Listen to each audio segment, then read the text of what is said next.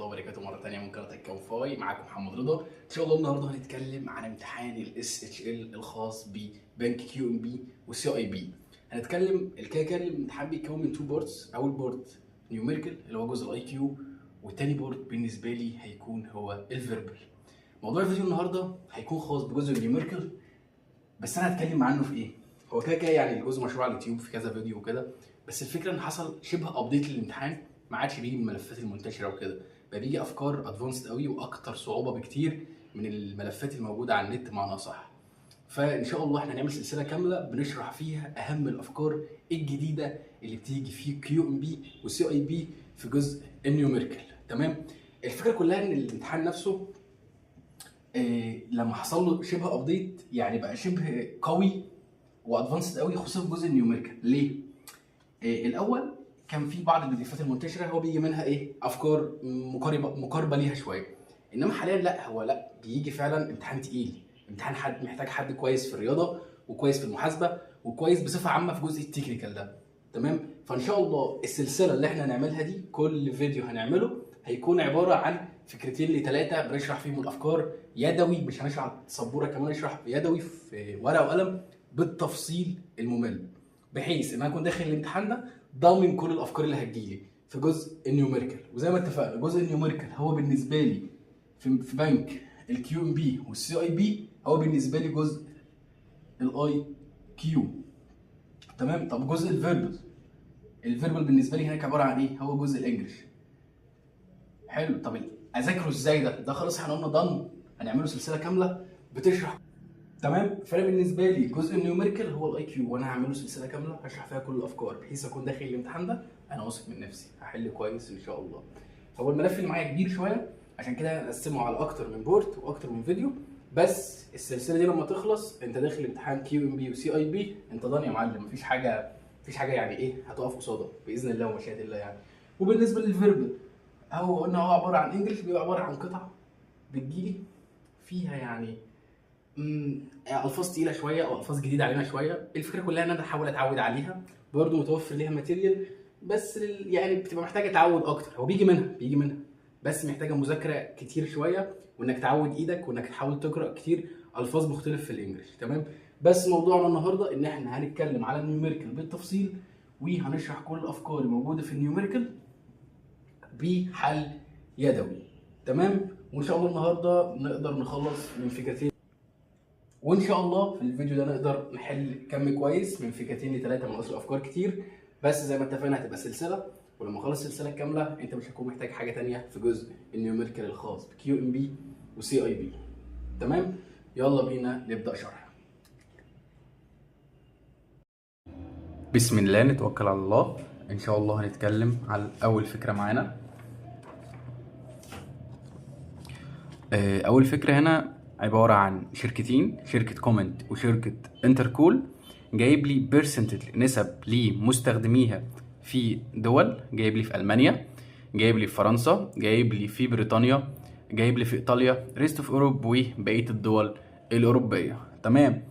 وهنا جايب لي المستخدمين الكليين بتوع كل شركه. شركه كومنت مستخدمينها الكليين 10 مليون مستخدم، وشركه انتركول مستخدمين الكليين 5 مليون مستخدم.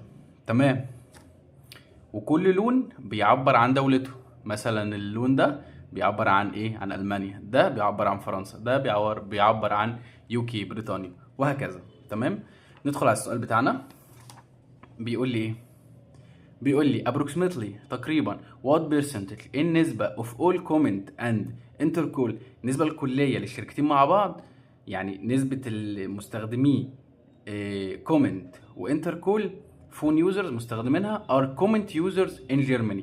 بمعنى أصح عايز نسبة مستخدمي comment في ألمانيا، يعني نسبة مستخدمي شركة كومنت في ألمانيا من إجمالي مستخدمين كومنت وانتركول. يعني عايز نسبة مستخدمين كومنت في ألمانيا من إجمالي مستخدمي الشركتين مع بعض. تمام؟ تمام. كده احنا خلاص عرفنا الفكرة بتاعنا عايزة ايه. نبدأ في خطوات الحل بالراحة.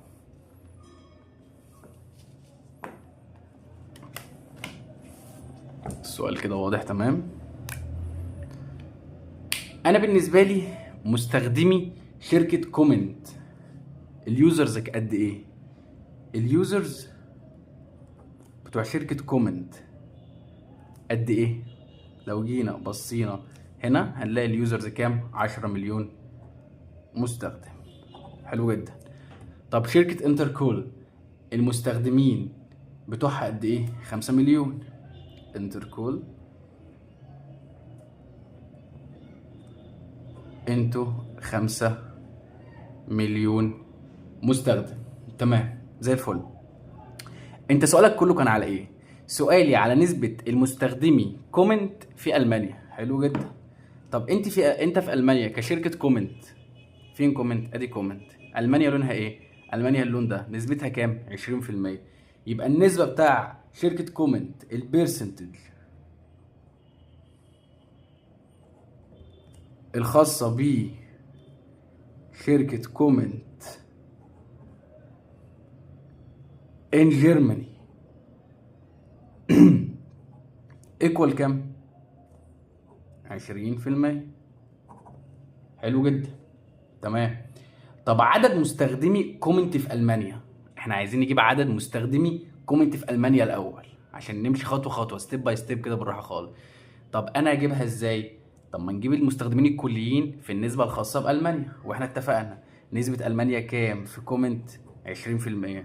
طب كومنت اصلا الكلي كام؟ 10 مليون. يبقى احنا نجيب عدد مستخدمي كومنت اللي هو number of users الخاصين بمين؟ بكومنت ان جيرماني في المانيا. نجيبها ازاي؟ لما ناخد البيرسنتج دي 20% نضربها في المستخدمين الكليين اللي هم 10 مليون يطلع لي 2 مليون. ده ايه؟ الرقم اللي طلع لي ده، الرقم اللي طلع لي ده عبارة عن عدد مستخدمي كومنت في المانيا. حلو جدا زي الفل. طب اصلا اجمالي المستخدمين على بعض قد ايه؟ يعني اجمالي المستخدمين الكليين اللي هو بيسأل عليه السؤال اساسا قد ايه؟ 5 مليون و10 مليون. اجمالي المستخدمين الكليين 15 مليون. ده اجمالي المستخدمين الكليين اللي هو عبارة عن ايه؟ عبارة عن 10 مليون بلس 5 مليون. دول كل المستخدمين اللي معايا. حلو جدا. كده انا جبت عدد مستخدمي كومنت في المانيا 2 مليون، واجمالي عدد المستخدمين الكليين بتوعي كام؟ 15 مليون. طب انا عايز نسبة ده من ده، عايز نسبة حاجة صغيرة من حاجة كبيرة، يبقى اخد ال 2 مليون اللي انا عايز النسبة بتاعها. ال 2 مليون 2 مليون اقسمها على 15 مليون بالآلة الحاسبة هيطلع لي ما يقارب مثلا 1.3 كتير. وانا كده كده عايز بيرسنتج، يبقى اروح اضربها في 100 هيطلع لي 13%،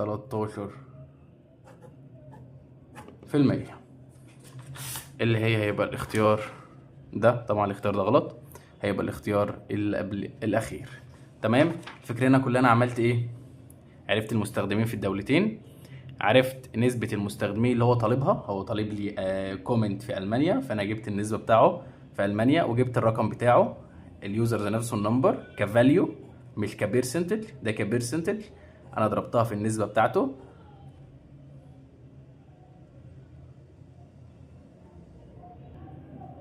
أنا ضربته في النسبة بتاعته جبته كفاليو 2 مليون، وهو عايز من النسبة الكلية زي ما اتفقنا في الشركتين اللي هو انتركول وكومنت، جبنا التوتال بتاعهم 15 مليون وقسمنا الاتنين على بعض، النسبة الصغيرة على النسبة الكبيرة. سوري الفاليو الكبيرة الفاليو الصغيرة اللي أنا عايزها 2 مليون على الفاليو التوتال، طلع لي ده بالآلة الحاسبة أخده أضربه في 100 عشان هو عايزها كبيرسنتج، طلع لي 18%. كده أول فكرة دون. تمام. ندخل على الفكرة اللي بعدها.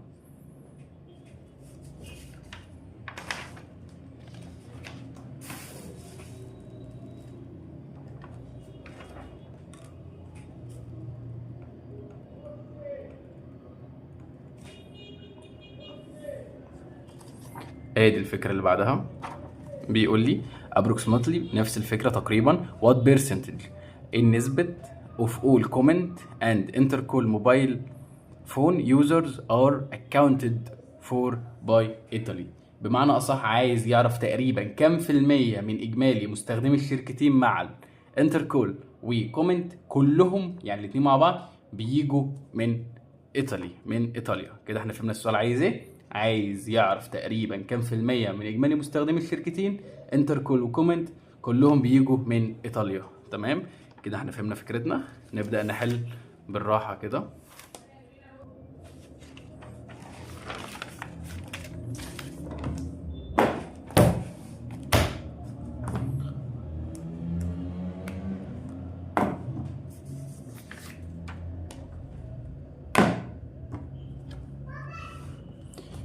اول حاجه نجيب اجمالي مستخدمي شركه كومنت قد ايه الاول. اتفقنا اللي هم 10 مليون، يبقى اليوزرز بتوع كومنت احنا اتفقنا في المثال اللي قبل كده اليوزرز بتوعها كانوا 10 مليون. حلو جدا. ونسبه ايطاليا البيرسنتج بتاع ايطالي كانت حوالي 17%. ادي كومنت ايطالي باللون الاصفر 17%، نسبة ايطالي كانت 17%. حلو جدا. طب احنا عايزين نجيب الفاليو نمبر على المستخدمين، فاتفقنا بنجيبه ازاي؟ ناخد البيرسنتج نضربها في العدد الكلي. لما ناخد البيرسنتج نضربها في العدد الكلي يبقى هناخد 17%، هنضربها في كام؟ هنضربها في 10 مليون، هي ايكوال معايا 1,700,000. تمام زي الفل. طب نجيب اجمالي مستخدمي انتركول انا كعدد مستخدمين انتركول. ادي انتركول كمستخدمين انا 5 مليون يوزر زي الفل. طب انا كبيرسنتج في ايطالي انتركول بيرسنتج انا كانت لوني ايه؟ كان لوني اصفر 19%. نروح نقول له انت يا ايطالي كبيرسنتج ايطالي كانت حوالي 19%. نجيب الفاليو ازاي او النمبر؟ ناخد 19% نضربها، ناخد 19% نضربها في 5 مليون، هيطلع لي 950,000 اللي هو ما يقارب يعني 95 من 100 مليون اللي هو 950,000. حلو جدا. كده جبنا ايطالي في انتركول و كومنت، دي ارقامهم، دي الفاليوز بتاعها زي الفل. نكمل. بعدها نروح نجيب اجمالي مستخدمي ايطالي من الشركتين مع بعض، يعني ده بلس ده، نجمع الاتنين مع بعض عشان نجيب اجمالي مستخدمين الشركتين مع بعض. يعني معنى صح 1,700,000 بلس 950,000 هيطلع لي ما يقارب 2,650,000. تمام 650,000 2,650,000. تمام 65,000 650,000 سوري. تمام. طب اجمالي بقى مستخدمي الشركتين معا، احنا كده خلاص جبنا ايطالي في الدولتين في الشركتين قد ايه؟ 2,065,000 650,000 سوري. طب اجمالي مستخدمي الشركتين مع بعض 15 مليون. الشركتين مع بعض 15 مليون متفقين عليها. 15 مليون 10 مليون بلس 5 مليون. تمام حلو جدا. ما خلاص هي نفس فكرة المسألة اللي قبلها، هاخد القيمة الصغيرة بتاعتي اللي هي 2.65 على 15 مليون، هيطلع لي ما يقارب كده بالظبط على الكالكوليتر 17.66 نضرب في 100، يعني هيطلع لي بمعنى أصح حوالي 17.66 اللي هو approximately بالتقريب يطلع لي 18% زي ما هو حالل هنا.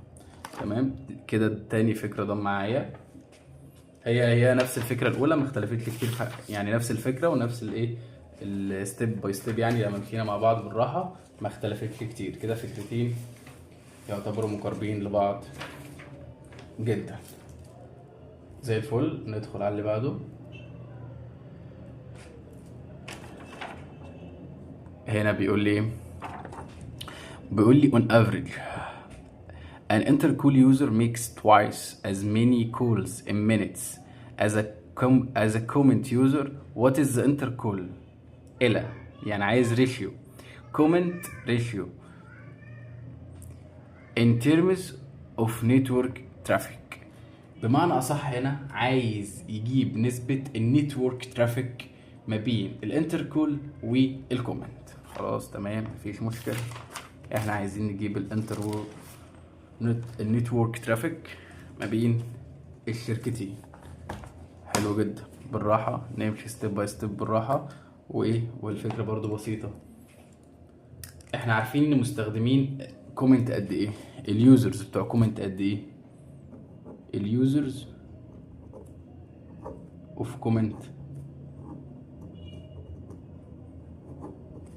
متفقين ان هم قد ايه يوزرز اوف كومنت؟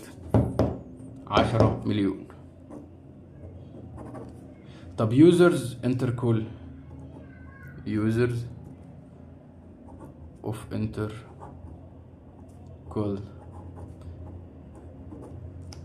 5 مليون. حلو جدا. هنا في الجيفن عندي قال لي جمله حلوه قوي. بيقول لي ايه؟ بيقول لي انتركول user makes twice as many calls in minutes as a comment user. معنى صح مستخدمي انتركول، اليوزر بتوع انتركول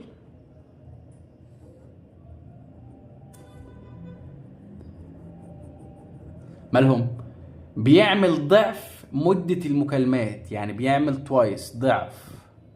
حلو، توايس ضعف مدة المكالمات. ماتش مع مين او مقارنة بمين؟ مقارنة بكومنت. حلو جدا. زي الفل.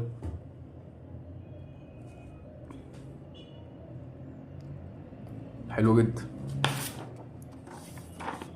كده مطلع الجيفن بتاعي براحه خالص. تمام. طب انا اصلا هنا لما يذكر لي في مثال في امتحان SHL ويتكلم لي على حاجه اسمها الترافيك،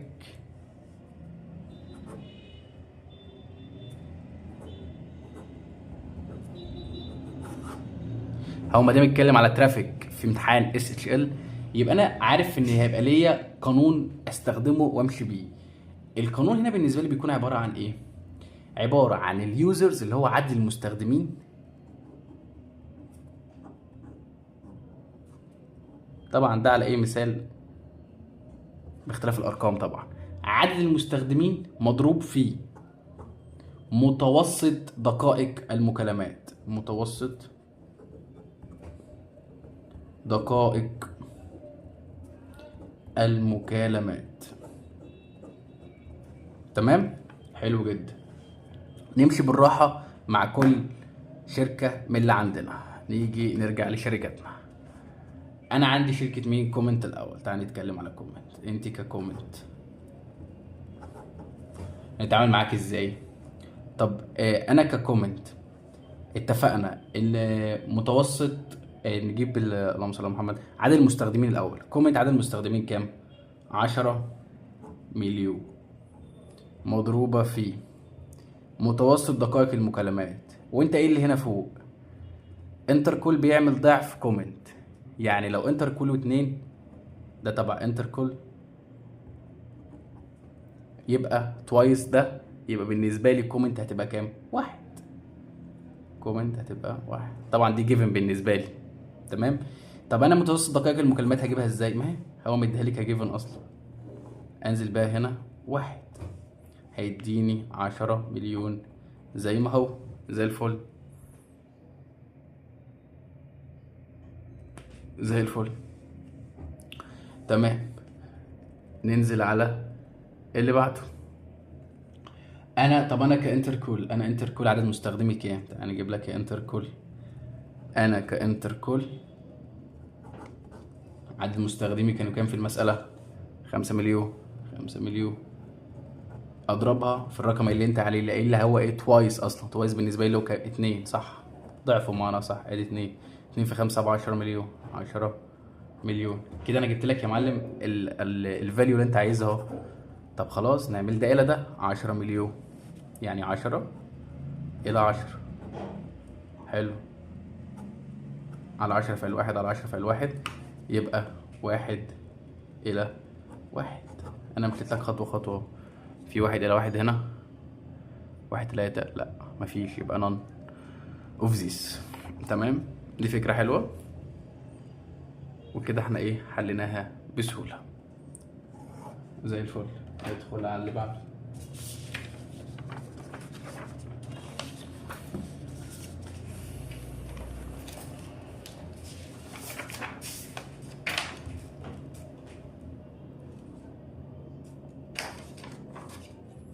لو جينا على الفكرة اللي بعدها، حلو جدا، نقرا الأول. بيقول لي in which region does comment not have more users than intercol. سؤال يعني طريقته تحير شوية، بس نقراه بالراحة. يعني بيقول لي region يعني بيعتبر في أي دولة، ما علينا يعني في أي دولة من دول أو في أي منطقة من دول أنا قايل لك عليها. إيه اللي فيها بقى؟ في أي منطقة من دول لا تمتلك كومنت مستخدمين أكتر من انتركول. بمعنى اصح، عايز منطقه كومنت ما عندهاش فيها مستخدمين اكتر من انتر كل. يعني بمعنى اصح برضو ان احنا هنحلل كل البيانات اللي في الجدول دي عن طريق ان احنا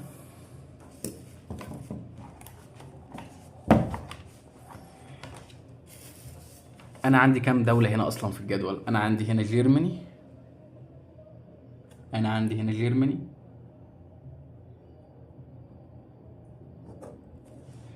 وعندي هنا فرنسا، وعندي هنا يوكي، وعندي هنا ايطاليا، وعندي هنا ريست اوف اوروب، بقية اوروبا. وانا عندي كام شركة هنا؟ عندي كومنت وعندي انتركول. حلو، تعال برضو هنا نقول ايه مين الاكبر. زي الفل. يعني هنجيب المستخدمين الفعليين عن طريق اللي احنا ناخد مثلا ايه، هناخد في جيرماني هنا في انتركول. نبدا بانتركول مثلا، او احنا بادئين بالكومنت، خلاص نبدا بالكومنت. كومنت انا 10 مليون، 20 يبقى 20% في 10 مليون اجيب نسبه جيرماني، فاليو بتاع جيرماني. طب فرنسا 21% في 10 مليون 37، وهكذا. اجيب الفاليو، اجيب النمبر، اجيب العدد الفعلي لكل واحده فيهم. فكده كده انا كنت حاسبها. طالع لي هنا في كومنت، تعال نعمل كومنت الاول. طالع لي هنا 2 مليون، وطالع لي هنا 2 مليون 100، وطالع لي هنا 3 مليون 700، وطالع لي هنا مليون 700، وطالع لي هنا نص مليون. حلو جدا. طب نجيب ازاي بتاعة انتركول؟ انتركول 35%، دي البيرسنتج بتاع جيرماني، نضربها في 5 مليون. هكذا فرنسا، هكذا يوكي، نفس الفكرة اللي قبلها. طلع لي هنا مليون 750، طلع لي هنا مليون و50 ألف، طلع لي هنا 750 ألف، طلع لي هنا 950 ألف، طلع لي هنا 500 ألف. طب هنا مين الأكبر؟ هنا كومنت الأكبر. هنا مين الأكبر؟ هنا كومنت الأكبر. هنا مين الأكبر؟ هنا كومنت الأكبر. هنا مين الأكبر؟ هنا كومنت الأكبر. يعني كل ده أكبر أكبر أكبر. وأنا سؤالي أصلا هو عايز منطقة لا تمتلك كومنت فيها أكتر من انتركول، بس كل ده كومنت هي اللي فيها أكبر، انتركول فيها أقل. الوحيدين اللي متساويين هنا هي ريست اوف اوروب، فهي تعتبر الأقرب، الإجابة الأقرب. فاخترنا هنا ريست اوف اوروب، عشان لو كان في none of this كنا هنختارها عشان هي فعلا ولا واحدة، بس الوحيدة اللي تعتبر مقربة للشرط هي ريست اوف اوروب. تمام كده خلصنا الفكرة دي. ضل هي قايمة على حاجة بسيطة خالص، ان احنا بنجيب الفاليو بتاع كل حاجة فيهم وبنقارنه بالتاني ونشوف الشرط اللي هو ايه مديهولنا، بس كده. تمام، ندخل على الفكرة اللي بعدها.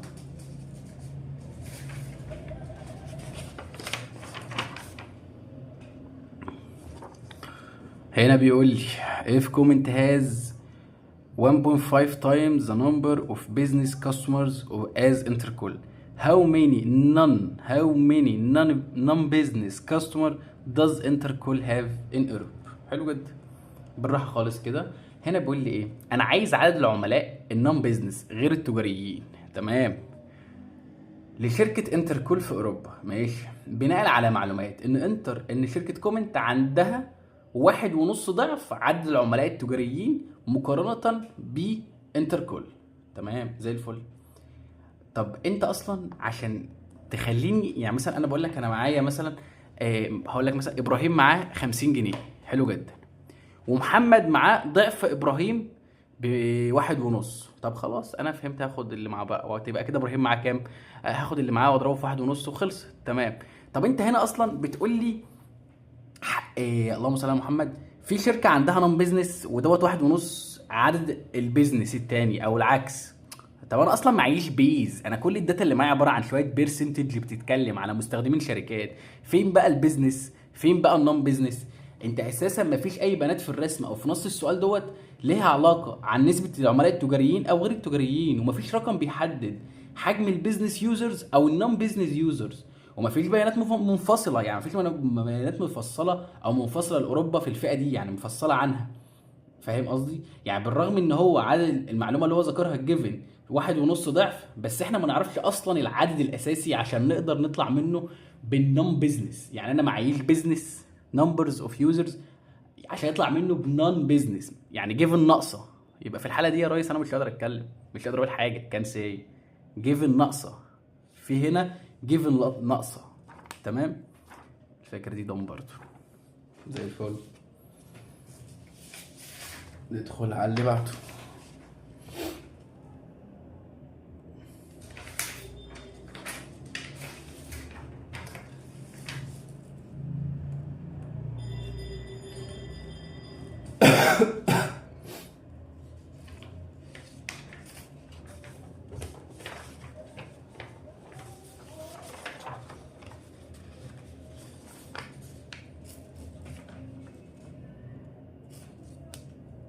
بيقول لي by، واضحة كده زي الفل، تمام. by how many users، تمام، does comment exceed Intercol in Germany and France combined. معنى أصح، بكم عدد مستخدمي تتفوق exceed، تكون أعلى من، تتفوق comment على انتركول في ألمانيا وفرنسا معا. نقول صيغة السؤال تاني، بكم عدد مستخدمين تتفوق كومنت على انتركول في ألمانيا وفرنسا معا. زي الفل، حاضر.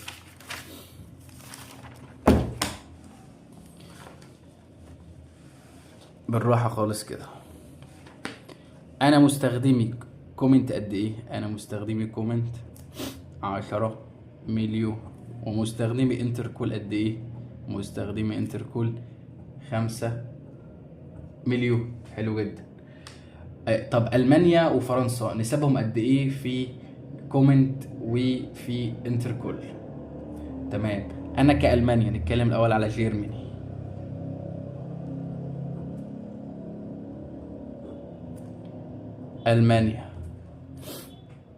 ألمانيا نسبتها قد إيه في كومنت؟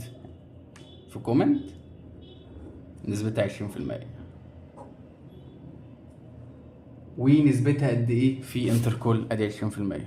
ونسبتها قد إيه في انتركول؟ 35%. ونسبتها قد إيه في انتركول؟ 35%. حلو جدا. طب نروح للدولة التانية اللي هو طالبها، وطالب ألمانيا وفرنسا معا. نروح لفرنسا. أنا كفرنسا نسبتي قد إيه كفرنسا؟ فرنسا لونك أزرق، 21%. 21%. يبقى في كومنت وفي انتركول ثابتة 21%. 21%. حلو جدا، حلو جدا. نوسع الدنيا كده أفضل كتير.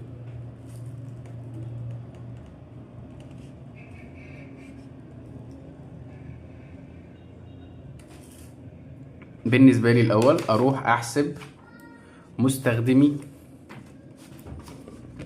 مستخدمي كومنت الأول. يعني احنا هنا هنقول له هنقول له كالكوليت، هنكالكوليت الايه؟ اليوزرز اوف كومنت. حلو جدا. ألمانيا كام؟ 20%. نسبتها هي أصلا كام؟ 20%.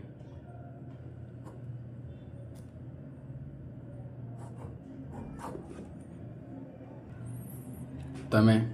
جيرماني نسبتها 20%. 20% من أصل المستخدمين بتوع كومنت كلهم اللي هم كام؟ 10 مليون. زي ما اتفقنا 20% في 10 مليون ايكوال 2 مليون. تمام. طب فرنسا نسبتها قد ايه؟ 21%. نضربها في نفس المستخدمين برضو، عشان احنا كده كده بنجيب لمين؟ لكومنت اللي هم اصلا مستخدمينها كام؟ 10 مليون. يبقى ناخد 21% نضربها في نفس 10 مليون، هيطلع لي 2,100,000. كده انا جبت بتوع كومنت لجيرماني وفرنسا. حلو جدا. لألمانيا وايه؟ وفرنسا. ننزل نجيب ايه؟ كالكوليت. هنحسب لك ايه؟ كالكوليت الايه؟ اليوزرز بتوع مين؟ بتاع انتركول. تمام. هنجيب لك يوزرز انتركول، والتوتال اصلا يوزر كام؟ 5 مليون. انا كتوتال 5 مليون. حلو جدا. هروح اجيب لهم ايه؟ لجيرماني وفرنسا نفس الفكره برضه. طب انا كجيرماني وفرنسا بالنسبه لانتركول نسبنا قد ايه؟ 35% لجيرماني، وكام لفرنسا؟ 21%. زي الفل. 21%. طب انا مستخدمين قد ايه؟ 5 مليون. يبقى ناخد 35 مليون، 35% عفوا، في 5 مليون وخمسة و21 مليون، 21% عفوا في 5 مليون. كده بيرسنتج في التوتال فاليو ايكوال بالنسبة لألمانيا 5 مليون. لما ناخد 5 مليون نضربها في 35% يطلع لي 1,750,000. و21% لما نضربها في 5 مليون هيطلع لي ما يقارب 1,050,000. حلو جدا. طب ما تيجي نجيب بقى اجمالي انتركول واجمالي كومنت. طب انا ككومنت هنا، انا كتوتال كومنت المانيا وفرنسا، في كومنت المانيا وفرنسا، شركة كومنت في المانيا وفرنسا كتوتال كام؟ 2 مليون بلس، نكتبها هنا 2 مليون بلس 2 مليون 100 هيدينا 4 مليون 100. حلو جدا. طب انا هنا انا هنا خلصت كومنت. طب انا هنا كانتركول توتال الاتنين دول اللي هو 1,750,000 بلس 1,050,000 ايكوال هيديني 2,800,000. حلو جدا. كده انا جبت التوتال بتوع كل واحد في التانية. هنا سؤالي كان ايه اصلا؟ ايه عبارة عن ايه؟ هنا سؤالي بيقول لي ايه بقى؟ بكم تزيد؟ يعني هنا عايز الفرق بمعنى اصح. لما يقول لي بكم تزيد ده عن ده، يعني هات لي الفرق بينهم. يعني الفرق بينهم قد ايه؟ ناخد 4,100,000 ماينس 4,100,000 ماينس 2,800,000 هيديني 1,300,000. بكم تزيد؟ بتزيد ب1,300,000. دي الفكرة ببساطة. اشتغلنا على الكومنت في دولتين مختلفين، واشتغلنا على انتركول في دولتين مختلفين. جبنا توتال ده في الدولة الأولى وتوتال ده في الدولة التانية. وبكم تزيد؟ يعني هنا نطلع بقاعدة لما يقول لي باي هاو ماني ويكسيد يعني ايكوال ديفرنس. تمام. يعني هات لي الفرق بينهم. ممكن نكتبها هنا اللي طلعنا بيها في الاخر، اللي هو لما قال لي باي هاو ماني وذكر لي بقى 2 ايتم 3 ايتم مش فارق لي، وقال لي اكسيد بمعنى اصح بكم تزيد. يعني هو هنا عايز فرق، عايز ديفرنس. فانا اروح اجيب value وفاليو من اللي هو طالبهم وماينصهم من بعض واجيب له اللي هو عايزه. تمام زي الفل كده. الفكرة دي done. ندخل معانا على اخر فكرة،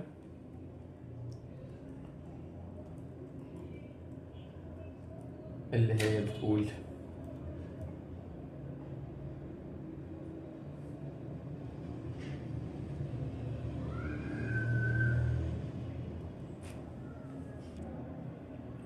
اخر فكرة في السؤال ده، هما حوالي 7 افكار.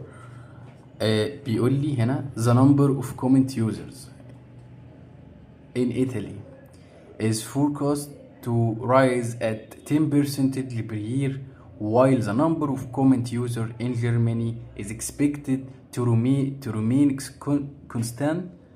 How long will it take for the number of comment users in Italy exceed those in Germany؟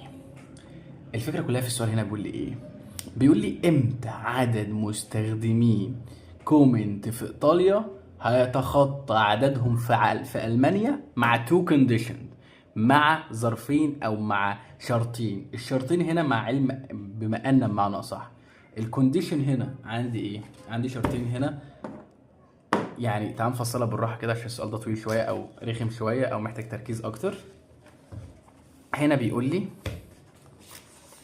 اتفقنا ان السؤال بتاعي امتى عدد مستخدمي كومنت ماله، امتى عدد مستخدمي كومنت ماله في ايطاليا هيتخطى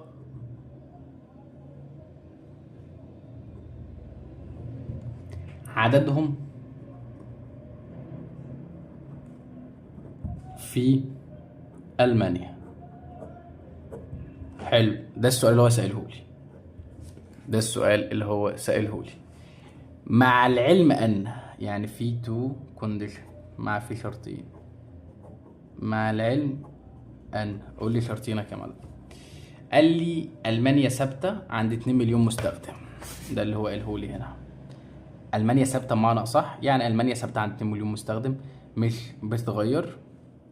اللي هو هنا Germany is expected to remain constant، ثابتة زي ما هي. يبقى هنا ألمانيا ثابتة. الكونديشن الأولاني ألمانيا ثابتة